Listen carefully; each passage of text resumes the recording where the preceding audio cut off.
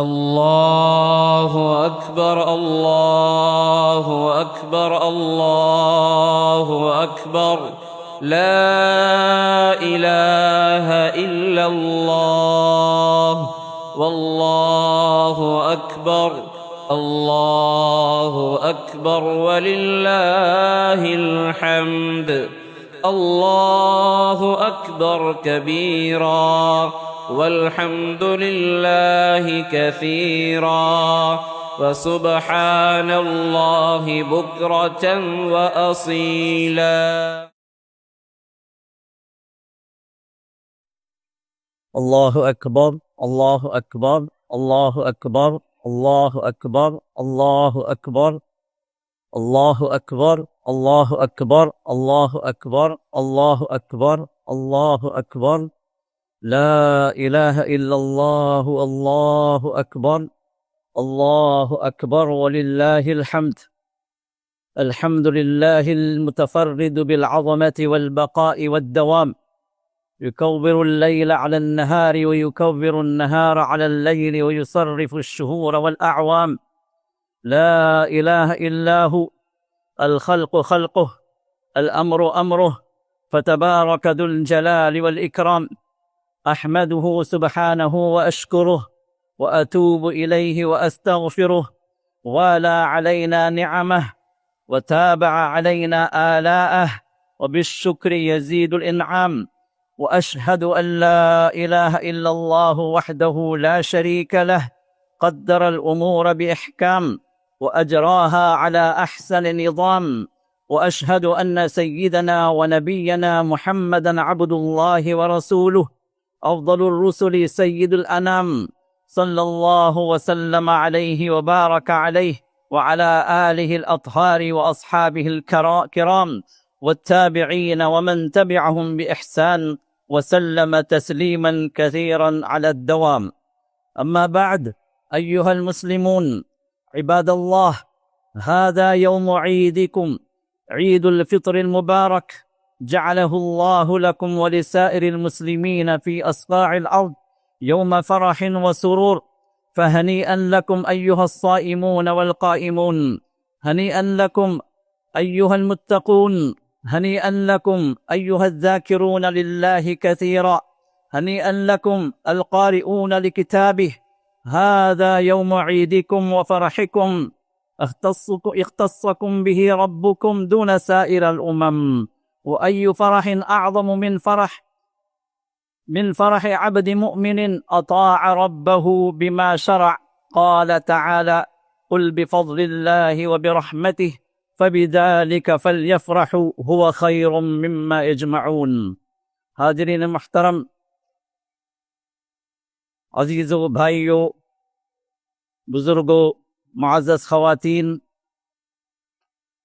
آج کا یہ دن اللہ تعالیٰ نے ہم سبوں کے لیے بڑا ہی مسرت والا دن اللہ نے بنایا، جس کو شریعت نے عید الفطر کا نام دیا، یعنی فطر والی عید۔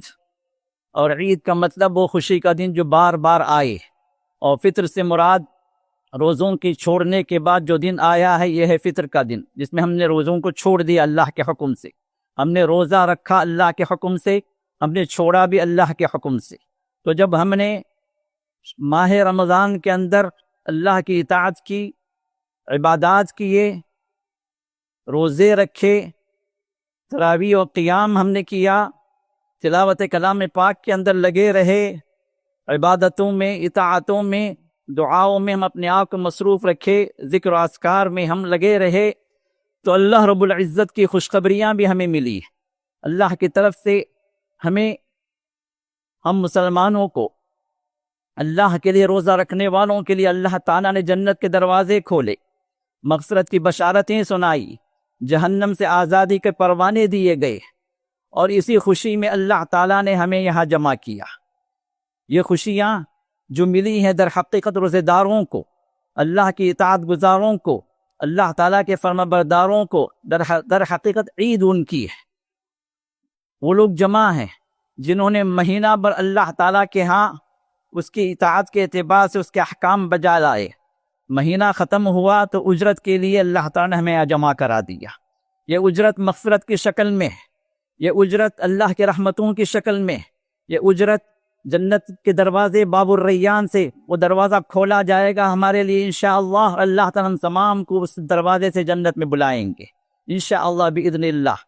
تو یہ خوشی کا دن در حقیقت روزے داروں کے لیے، یہ خوشی کا دن در حقیقت اطاعت گزاروں کے لیے، یہ خوشی کا دن در حقیقت اللہ کے فرما برداروں کے لیے جنہوں نے مہینہ بھر اللہ تعالیٰ کی اطاعت میں اس کو راضی کرنے میں لگے رہے۔ یہ خوشی کا دن ان کے لیے نہیں ہے جو رمضان کے اندر غافل رہے، ان کے لیے رمضان اور غیر رمضان ایک ہی رہا اور اب نئے کپڑے پہن کر آ گئے۔ نئے کپڑے پہننا یہ عید کی نشانی نہیں ہے، اللہ کی مغفرت ہو جائے یہ عید کی نشانی، یہ ہے خوشی۔ اللہ تعالیٰ جنت ہم پر واجب کر دے یہ ہے خوشی، اللہ تعالیٰ جہنم کے دروازے ہم پر بند کر دیں یہ ہے خوشی، اللہ تعالیٰ ہمیں باب الریان سے پکاریں یہ ہے خوشی۔ تو یہ ہے خوشی کا دن جس کے لیے ہم جمع ہوئے، اللہ تعالیٰ سے اللہ سے مغفرتیں ہم مانگ رہے ہیں، اور اس کے جہنم سے آزاد ہونے کے لیے ہم اللہ تعالیٰ سے ہم سوال کر رہے ہیں، اور اس کی جنتوں میں داخل ہونے کے لیے ہم اللہ تعالیٰ سے جو ہے لگے ہوئے ہیں، دعائیں کر رہے ہیں۔ اللہ ہماری دعاؤں کو قبول فرمائے، آمین یا رب العالمین۔ حاضرین محترم، وقت مختصر ہے تو چند اہم ترین باتوں کی طرف میں آپ کی توجہ دلانا چاہوں گا۔ وہ یہ کہ سب سے پہلے اس عظیم ترین نعمت پر ہم اللہ کے شکر گزار بنیں۔ یہ در حقیقت عید کی نماز بھی در حقیقت ایک شکر گزاری کہ اللہ تعالیٰ نے جو انعامات ہم مومنوں پر، ہم مسلمانوں پر اللہ نے جو انعامات کیے ہیں، رمضان کے اندر جو رحمتیں جو برکتیں ہمیں ملی ہیں، اس کی شکر گزاری کے طور پر جو ہم یہاں پر جمع ہوئے اللہ کے حضور 2 رکعت پڑھنے کی۔ ہماری عید یہ اللہ کی شکر گزاری کے ساتھ شروع ہوتی ہے، عبادت سے شروع ہوتی ہے۔ محمد رسول اللہ صلی اللہ علیہ وسلم جب مدینہ تشریف لائے تو جاہلیت کے اندر اسلام سے پہلے لوگ 2 عید مناتے تھے، تو رسول اللہ صلی اللہ علیہ وسلم نے فرمایا کہ یہ کیا ہے جو منا رہے ہو؟ تو انہوں نے کہا کہ یہ ہماری جو عیدیں ہیں جو ہم منا رہے ہیں۔ اللہ کے رسول نے ارشاد فرمایا کہ اللہ تعالیٰ نے دو اس سے بہتر عیدیں تم کو دے دی ہیں، ایک ہے عید الفطر، دوسری ہے عید الاضحیٰ۔ عید الفطر رمضان کی پوری عبادت کے بعد اللہ تعالیٰ خوشی کا دن دے رہے ہیں، اور عید الاضحیٰ ذوالحجہ کے 9 دنوں کی عبادت جو افضل ترین ایام ہیں پورے سال کے اندر، افضل ترین ایام ہیں، ان ایام کی عبادتوں کے بعد اللہ تعالیٰ میں عید الاضحیٰ دیتے ہیں۔ تو لہٰذا یہ عید خوشیوں کا دن ہے، اور اس دن کے اندر ہم اللہ کے شکر گزار بنیں۔ اور دوسری بات یہ ہے کہ اس دن کے اندر ہم خوشیوں کو بانٹیں، یہ خوشیاں صرف ہم تک نہ رہیں، یہ خوشی کا دن ہے جس کے اندر ہم دوسروں کو بھی اپنی خوشی کے اندر شیئر کریں، دوسروں کو بھی خوشیاں پہنچائیں۔ رسول اللہ صلی اللہ علیہ وسلم نے ارشاد فرمایا کہ وہ شخص زیادہ جو ہے خیر والا ہے، بھلائی والا ہے، انفع الناس، جو لوگوں کو سب سے زیادہ نفع پہنچائے۔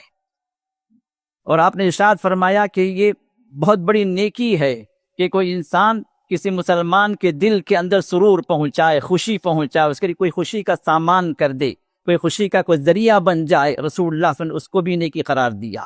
تو لہذا اس دن کے اندر ہم سب سے پہلے اپنی خوشیوں کو بانٹیں اپنے اہل و عیال کے ساتھ، ہماری بیویاں، ہمارے بچے، ہمارے رشتہ دار، یہ زیادہ ہماری خوشی کے مستحق ہیں، ان کے ساتھ ہم نرمی برتیں، ان کے ساتھ عید کے اس موقع پر خوشیوں کا کچھ سامان کریں، ان کی جائز ضرورتوں کو پورا کریں، ان کی جائز فرمائشوں کو پورا کریں، ان پر خرچ میں وسعت کریں۔ آج عید کا دن ہے، اسی طرح جائز جو پکنک ہے، جائز جو ہے جو تفریح کا سامان ہے، جو شریعت کے باؤنڈری میں جس کو حلال کیا گیا ہے، آپ وہ کر سکتے ہیں۔ محمد رسول اللہ صلی اللہ علیہ وسلم کے دور میں ایک مرتبہ عید کے دن کچھ حبشی لوگ انہوں نے کمال اور کرتب دکھا رہے تھے، وہ لوگ مسجد نبوی کے صحن کے اندر۔ تو رسول اللہ صلی اللہ علیہ وسلم نے عائشہ سے پوچھا کہ عائشہ تم دیکھنا چاہو گی کہ ان لوگوں کے کرتب، ان کے کمالات؟ تو عائشہ نے کہا کہ ہاں اللہ کے رسول میں دیکھنا چاہوں گی۔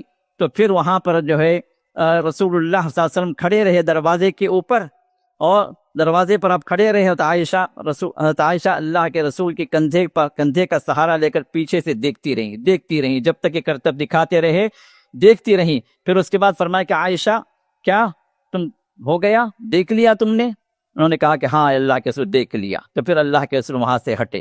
تو عید کے دن کوئی پکنک ہے، کوئی جو اچھی جگہ ہے جہاں پر بے حیائی فحاشی نہ ہو، جہاں پر گانے اور میوزک نہ ہو، جہاں پر جو ہے کچھ جو ہے تفریح کا سامان ہو، کوئی پارک ہے، کوئی اس طرح کی کوئی چیزیں ہیں، کوئی ایک اچھی ہوٹل ہے جہاں پر بچوں کو لے جا کے آپ کھلائیں، کوئی حرج کی بات نہیں ہے۔ یہ عید کے دن جو ہے خوشیوں کا بانٹنا ہے، اسلام نے اجازت دی ہے۔ اسلام کوئی خشک مذہب نہیں ہے کہ آپ کو پکڑ کے رکھے، یہ نہ کرو وہ نہ کرو۔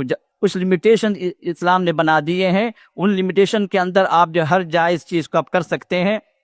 اسی طرح میرے دوستو، آج کے دن آپ کے خوشی کے اعتبار سے ایک اہم ترین کام آپ کیجیے، وہ ہے آپ کے روٹھے ہووں کو منا لیں، آپ جو کٹے ہووں کو جوڑ لیں، جو آپ سے دور بھاگ گئے ہیں ان کو قریب کر لیں، جو آپ سے بات نہیں کرنا چاہتے ان سے بات کریں، جو آپ سے ملنا نہیں چاہ رہے ان سے جا کر ملیں۔ یہ اللہ کی رضامندی کا کام ہے، یہ اللہ کی رضامندی کا کام ہے۔ آج کا عید کا دن ہے، خوشیوں کا دن ہے، پھر بھی اتنے بد نصیب ایسے بھی لوگ ہیں کہ باپ سے بات نہیں ہے، ماں سے کٹا ہوا ہے بندہ، بہن بھائیوں سے جو کٹا ہوا ہے بندہ، سگے رشتوں سے دور بھاگا ہوا ہے بندہ۔ اللہ کی رحمتیں کیسے اتریں گی میرے دوست؟ اللہ کی رحمتیں کیسے اتریں گی؟ آج عید کا دن اللہ چاہتے ہیں کہ ہماری مغفرت ہو جائے، لیکن مغفرت میں رکاوٹ کیا ہے؟ مغفرت میں رکاوٹ یہ ہے کہ ہم اپنے آپ کو اس قابل نہیں بنا رہے ہیں، کیونکہ آج ویسے بھی آج پیر کا دن ہے۔ الحمدللہ پیر کے دن ایک اور فضیلت کیا ہے؟ اللہ تعالیٰ کے حضور بندے کے اعمال پیش کیے جاتے ہیں، اور اللہ تعالیٰ تمام بندوں کو معاف فرما دیتے ہیں، تمام بندوں کی مغفرت فرما دیتے ہیں سوائے دو بندوں کے۔ ایک وہ بندہ جو مشرک ہو، اس کے اللہ مغفرت نہیں فرماتے۔ جس کے عقیدے میں شرک ہو، جس کے بارے میں یہ ہو، جو عقیدہ یہ ہو کہ اللہ کے سوا یہ بھی دینے والے ہیں، وہ بھی دینے والے ہیں، اللہ کے سامنے وہ بھی مارنے والے ہیں، اللہ کے علاوہ جو وہ بھی جو ہے میری مدد کرنے والے ہیں، یا کہ اگر ان کو میں نہ مانوں، ان سے نہ مانگوں تو مجھے میرا برا کر دیں گے، مجھے برباد کر دیں گے۔ اس طرح کے جو عقیدے لوگ رکھے ہوئے ہیں اور جا کر ان کے لیے سجدے کر رہے ہیں، ان سے دعائیں مانگ رہے ہیں، ان کی دعائیاں، ان کے ناموں کی پکار کر رہے ہیں، یہ وہ لوگ ہیں جن کے بارے میں اللہ فرماتے ہیں کہ آج میں ان کو معاف نہیں کروں گا، جو مشرک ہے۔ اور دوسرا وہ بندہ جو دوسرے سے کٹا ہوا، جو دوسرے کے ساتھ نفرتیں پال رہا ہے، جو دوسروں کے ساتھ جو دوریاں اختیار کیا ہوا ہے، اللہ فرماتے ہیں جب نام اعمال پیش کیا جاتا ہے اس بندے کا، تو اللہ فرماتے ہیں انظرا حتی یصطلحا، ان دونوں کو چھوڑ دو جب تک کہ آپس میں صلح صفائی نہ کر لیں۔ تو لہٰذا آج صلح صفائی کا دن ہے۔ اگر ہم چاہتے ہیں کہ اللہ ہماری مغفرت کرے، ہم چاہتے ہیں کہ اللہ تعالی ہمیں اجر دے، ہم چاہتے ہیں کہ اللہ تعالی باب الریان سے ہم کو بلائے، ہم چاہتے ہیں کہ اللہ تعالی ہم تمام گناہوں کو معاف کر کے اپنی رحمت میں لے لے، تو آپ دوسروں کو معاف کریں، دوسروں کو معاف کریں، دوسروں کو درگزر کریں۔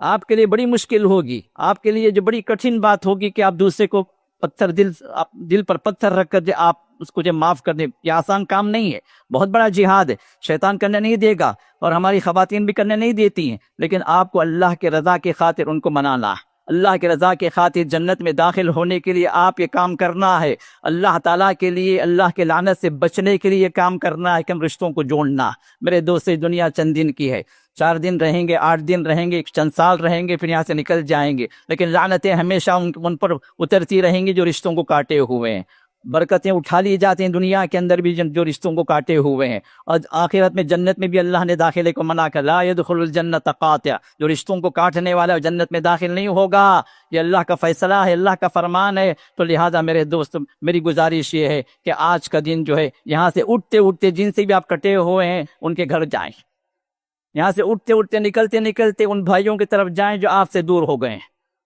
نکلتے ماں باپ کو کال کریں، اگر دور ہیں تو کال کر لیں تاکہ آپ کی طرف سے پہل ہو۔ آپ بولیں گے بھائی وہ پہل نہیں کرتے، بھاڑ میں جائیں، وہ بھائی مسئلہ نہیں، آپ کو آپ اپنی طرف سے پہل کریں۔ اللہ کے رسول نے ارشاد فرمایا کہ خیرہما من یبدأ بالسلام، ان میں کا سب سے بہتر بندہ وہ ہے جو سلام کے لیے پہل کرتا، وہ آگے بڑھتا، تو رحمتیں اس کو لکھی جاتی ہیں۔ اگر کوئی کٹ رہا ہے، بھاگ رہا ہے، تو پھر اس پر لعنتیں، لیکن آپ پر رحمتیں۔ تو لہٰذا میرے دوستو، اس معاملے کے اندر ہمیں آگے بڑھنا ہے۔ اور دوسری بات ہے کہ ہماری خوشیوں کے اعتبار سے اور بھی بہت سارے لوگ جو ہے ہمارے اپنے قرب جوار کے اندر موجود ہیں، جیسے یتیم بچے ہیں جن کے والد کا سایہ سر سے اٹھ گیا، ان کے سر پر ہاتھ رکھیں، ان کے ساتھ ہمدردی کریں۔ اللہ کے رسول نے ارشاد فرمایا انا وکافل الیتیم فی الجنۃ کہاتین، میں اور یتیم کی کفالت کرنے والا جنت میں اس طرح اپنے یہ 2 انگلیوں کو ساتھ آپ نے ملا کر بتایا۔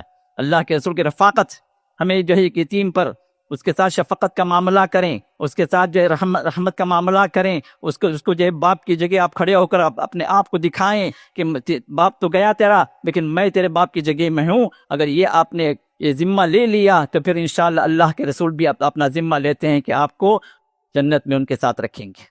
یہ بہت بڑی فضیلت ہے۔ اسی طرح جو بیوہ عورتیں ہیں ان کے مددگار بننے میں اللہ کے رسول نے ارشاد فرمایا کہ مجاہد جو اللہ کے راستے میں دن و رات لگا ہوا ہے اس کے برابر اللہ نے کر دیا۔ مجاہد جو جہاد کرنے والا ہے، اللہ کے راہ میں اپنی جان اور مال کو لگایا ہوا ہے، اس کو جو اجر مل رہا ہے، ایک بیوہ اور جو ہے غریب اور جو ایک نادار عورت کا آپ ساتھ دیں گے، اس کی مدد کریں گے تو اللہ تعالیٰ یہ اجر ہمیں دینے کے لیے تیار ہیں۔ اسی طرح جو بیمار لوگ ہیں تو ان کی عیادت کو جائیے۔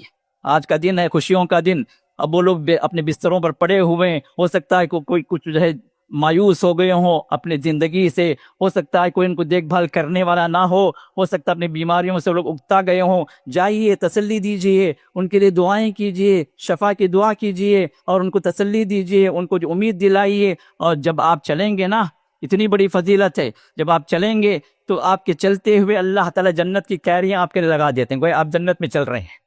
اور پھر جب آپ جا کر بیٹھتے ہیں مریض کے پاس تو اللہ اپنے رحمت کو چھا دیتے ہیں آپ کے اوپر، رحمت کو اللہ نازل کرتے رہتے ہیں۔ اور پھر وہاں سے جب نکلتے ہیں 70,000 فرشتے اللہ آپ کے لیے لگا دیتے ہیں جو آپ کے لیے دعا کریں۔ کتنی بڑی فضیلت! یہ ایک بیمار کی عیادت کے لیے، آگے سامنے ہاسپٹل ہی ہے، یہاں سے نکل کر جائیے، چند بیماروں کی عیادت کیجیے، انشاءاللہ جو یہ اجر و ثواب اللہ ہمیں عطا کریں گے۔ کہ ہمارے خاندان میں یا کہ ہمارے عزیز و اقارب میں کئی بیمار ہوتے ہیں، آپ ان کی عیادت کے لیے جائیے تاکہ ان کو بھی خوشی ہو اور آپ کو بھی اجر ہو۔ اسی طرح جو لوگ فوت شدہ ہو، جو لوگ اس دنیا سے جا چکے، پچھلے عید میں ہمارے ساتھ تھے لیکن اس عید میں ہمارے ساتھ نہیں ہے، اللہ کے لیے ان کو بھی یاد کریں، ان کے لیے بھی دعا کریں، مغفرت کی دعا کریں۔ کئی جو بے گناہ جیلوں میں سڑ رہے ہیں، جن کا کوئی الزام نہیں ہے، جن کا کوئی گناہ نہیں ہے، ان کافروں کی جیلوں کے اندر ان کو سخت ترین جو ہے عذاب دیا جا رہا ہے، سخت ترین ان کو سزائیں ان کو دی جا رہی ہیں، جبکہ ان کا گناہ کیا ہے؟ صرف وہ مسلمان ہے۔ ان کا گناہ کیا ہے؟